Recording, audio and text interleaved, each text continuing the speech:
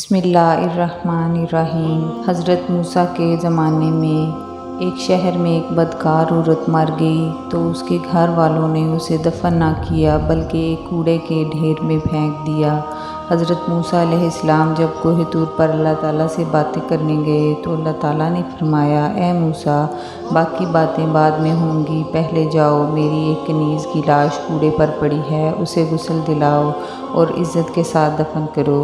حضرت موسیٰ علیہ السلام کوہ طور سے واپس آئے اور شہر میں داخل ہوئے۔ تلاش کرتے کرتے ایک جگہ دیکھا کہ کوڑے کے ڈھیر پر ایک لاش پڑی ہے اور اس کے ارد گرد 4 کتے اس کی رکھوالی کر رہے ہیں تاکہ کوئی درندہ لاش کو پامال نہ کر سکے۔ حضرت موسیٰ علیہ السلام نے اس عورت کے گھر کا پتہ پوچھا اور ان سے کہا کہ لاش کو اٹھانے میں میری مدد کرو۔ عورت کے گھر والوں نے کہا کہ ہم اس لاش کے قریب بھی نہیں جائیں گے۔ یہ ایک بدکار عورت تھی جس نے اپنی ساری زندگی بدکاری میں گزار دی۔ پورے شہر میں کوئی بھی اس لاش کو اٹھانے کے لیے تیار نہ تھا۔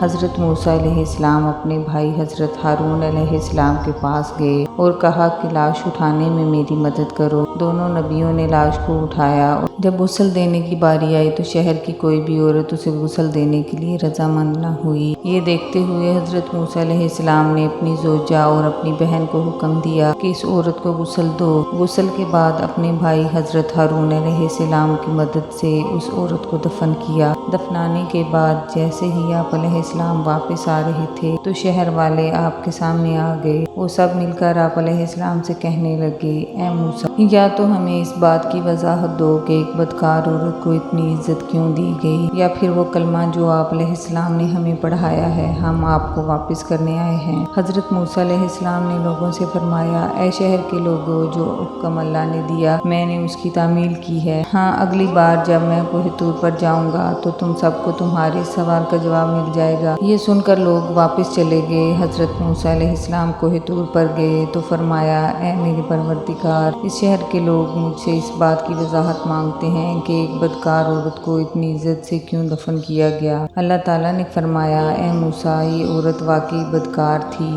اور اس کی ساری زندگی بدکاری میں گزر گئی، مگر ایک دفعہ یہ ایسی جگہ سے گزر رہی تھی جہاں پر ایک کتا پیاس کی شدت سے مر رہا تھا۔ اس نے پانی کے کنویں سے اپنے کپڑے گیلے کیے اور کتے کے منہ میں نچوڑ دیے۔ پیاسے کتے کے منہ میں جب پانی آیا تو اس کے تڑپتے جسم میں جان آ گئی۔ مجھے عورت کی یہ رحم دلی پسند آ گئی اور میں نے اس کے سارے گناہ معاف کر دیے اور موت کے فرشتے کو حکم دیا کہ اس کی روح قبض کر ڈالو تاکہ آئندہ یہ بدکاری نہ کر سکے۔ اللہ تعالیٰ ہم سب کو نیک اعمال کرنے کی توفیق عطا فرمائے، آمین۔